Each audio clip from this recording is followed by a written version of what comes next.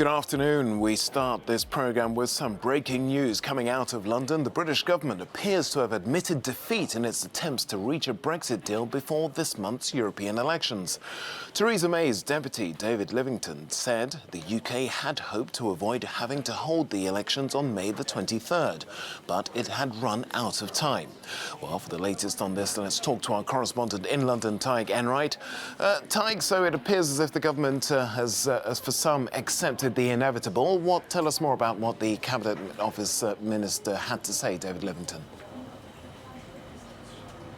Yeah, this is certainly another one for the long list of things that most of us assumed would ultimately happen, and ultimately the government having to concede it. Of course, the story of Brexit so far has been one of aspirational deadlines, some would say impossible deadlines, that the government has failed to meet. And David Lidington, who is Theresa May's effective deputy today, admitted that their aspiration of having a deal ratified in time to avoid taking part in those European elections happening here on May 23rd would not now happen. He said it was a matter of regret. And with that, the introduction of a new aspirational deadline. The hope that this deal can be ratified, that Parliament can get behind the Brexit deal by July the 2nd. The significance of that date is that that's when the European Parliament is due to sit again, the new European Parliament. So if a deal can be ratified by then, well then perhaps those newly elected British MEPs might actually not need to take their seats.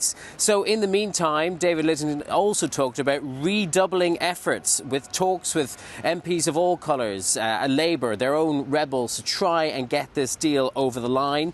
We know that there have been negotiations happening, of course, between the Conservatives, Theresa May's Conservatives, and the opposition Labour Party. Not much sign of significant success coming out of them. I wouldn't say that hopes are terribly high.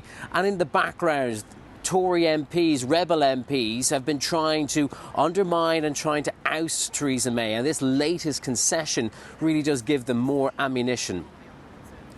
Will all this be sweet music to the ears of Nigel Farage, the Brexit party leader, who's been talking about his campaign today, Tig?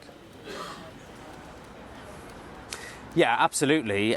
You know, he has a lot to gain from actually taking part in these European elections, even if he is notionally opposed to them. It's a lose-lose scenario for the Conservatives. And launching his Brexit party's European election campaign today, he was also able to point to last week's local elections, which happened in most of England and in Northern Ireland, which was a real drubbing for the Conservative Party. They lost more than 1,000 seats. And Labour, the opposition party, also failed to capitalise, and he said that was more evidence of the growing disenchantment with the establishment parties here. So launching that campaign today in the knowledge that his Brexit party is actually leading the polls within just a few months of having been launched in the first place. He said that if the polls are true and the Brexit party does come out on top, that he would seek a seat at the negotiating table between London and Brussels later this summer.